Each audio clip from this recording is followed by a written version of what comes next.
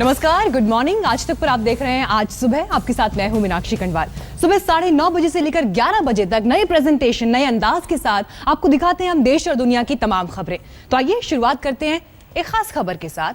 शाहरुख खान और मोदी सरकार, यूं तो इन दोनों के बीच कुछ भी कॉमन नहीं, लेकिन क्या इनके बीच एक नई केमिस्ट्री बन रही है, ये सवाल खड़ा उठ रहा है। क्योंकि शाहरुख खान ने मोदी सरकार की तारीफ की है, प्राइम मिनिस्टर मोदी की तारीफ की और साथ ही मेक इन इंडिया को बताया एक अच्छी पहल।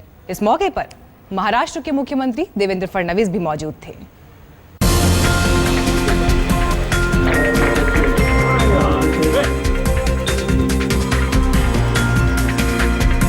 मोदी के फैन हुए king Khan. As we know, Make in India is perhaps, according to me at least, the single most important initiative by our Honorable Prime Minister Shri Narendra Modi.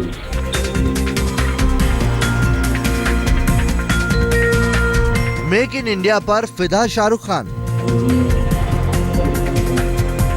वजह जो भी हो, लेकिन हकीकत यही है कि बॉलीवुड के किंग खान के सपनों में देश के प्रधानमंत्री नरेंद्र मोदी का ड्रीम प्रोजेक्ट आने लगा है। शाहरुख खान को लगता है कि मोदी के मेक इन इंडिया प्रोजेक्ट की पहल से देश की तस्वीर बदल सकती है। As we know, Make in India is perhaps, according to me at least, the single most important initiative by our Honorable Prime Minister Shri Narendra Modi. Which propels companies in India, multinationals in India, and even companies abroad to make their products in our own country, in our own land. I'm sure कुछ ना कुछ ऐसा कर अपने काम, अपने धंधे में, अपनी जगह जो मेक इन इंडिया को और आगे बढ़ा सकता है एंड हमारी कंट्री को और प्राउड करता है। शाहरुख ने प्रधानमंत्री नरेंद्र मोदी की तारीफ की और मेक इन इंडिया को सराहा, तो लगे हाथ मुख्यमंत्री देवेंद्र फडणवीस ने भी शाहरुख की तारीफों के पुल बांध दिए। एक हाथ से दो, दूसरे हाथ से लो की तर्ज पर शाहरुख खान को महाराष्ट्र का गौरव बता दिया। शाहरुख खान जी जे स्वतः एक आयकॉन आहेत आणि खऱ्या अर्थानं जसं शैलाजींनी सांगितलं की एक प्राऊड मुंबईकर किंवा महाराष्ट्रीयन आहेत आणि महाराष्ट्रालाही अत्यंत आनंद आहे की त्यांच्यासारखा व्यक्ती आज महाराष्ट्रात राहतो। यही शाहरुख खान थे जिन्हें पिछले साल बीजेपी और भगवा परिवार ने असहिष्णुता के सवाल पर निशाने पर लिया था। जाहिर तौर पर वक्त के बदलते मिजाज के साथ अब बीजेपी और शाहरुख में गर्मजोशी के रिश्तों का नया दौर आया है। तो मुद्दा यही है कि क्या अब शाहरुख की तारीफों का दौर भगवा परिवार में नए सिरे से शुरू होगा। कमलेश सुतार, मुंबई, आज तक। बयान आने की देरी थी कि बीजेपी ने शाहरुख के खिलाफ मोर्चा खोल दिया। ताबड़तोड़ जुबानी बमबारी ने शाहरुख को बीजेपी का दुश्मन नंबर 1 करार कर दिया। यदि देश में असहिष्णुता होती तो अमिताभ बच्चन के बाद सबसे लोकप्रिय शाहरुख खान नहीं होते। इसका मतलब है कि सहिष्णु देश कभी हमने कलाकार को जाति और धर्म से बांधा नहीं, और ये इस देश की विशेषता है।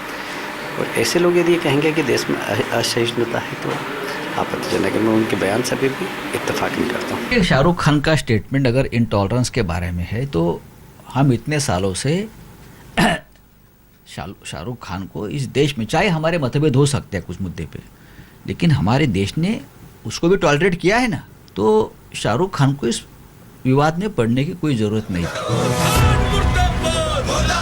शाहरुख ने बयान पर सफाई भी दी, लेकिन उनके खिलाफ मुहिम बंद नहीं हुई। सोशल मीडिया पर उनके खिलाफ anti Modi, anti BJP tag की ट्रेंडिंग इस तरह से हावी हुई कि उनकी फिल्मों के बायकॉट का ऐलान भी सोशल मीडिया पर संगठित तरीके से चलाया जाने लगा। शायद यही वजह है कि शाहरुख खान अब एंटी मोदी टैग से पूरे तौर पर मुक्ति पाने की कोशिश में जुट गए हैं।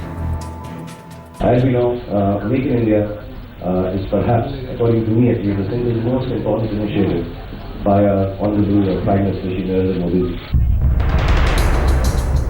मुंबई में मेक इन इंडिया के बहाने शाहरुख खान बीजेपी के मुख्यमंत्री और दूसरे नेताओं के साथ मंच शेयर करते नजर आए, तो संकेत साफ है कि कहीं न कहीं वो मोदी समर्थकों को मैसेज दे रहे हैं, इमेज बदलने में वो जुट गए हैं।